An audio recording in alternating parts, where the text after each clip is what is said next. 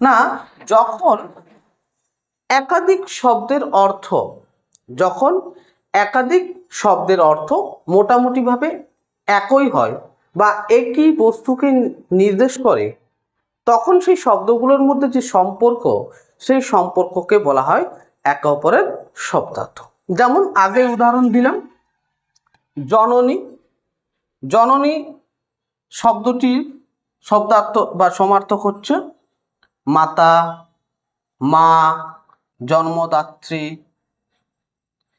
এরকম যে আমরা অর্থগুলো পাই, এগুলি হলো শব্দার্থ। তো এরকম শব্দার্থ তোমাদের স্ক্রিনে আমি দিয়ে দেবো। তোমাদের বইয়ে যে যে শব্দার্থগুলো রয়েছে তোমরা দেখে নেবে। মূল বোঝার জিনিসগুলো নিয়ে আলোচনা করছি, যাতে করে ভিডিওটি খুব একটা বড় না হয়। উদাহরণগুলো দিয়ে যদি সবগুলো আলোচনা করি তাহলে এখন ভিডিওটা অনেক বড় হয়ে যাবে। তোমাদের বইয়েও উদাহরণগুলো রয়েছে।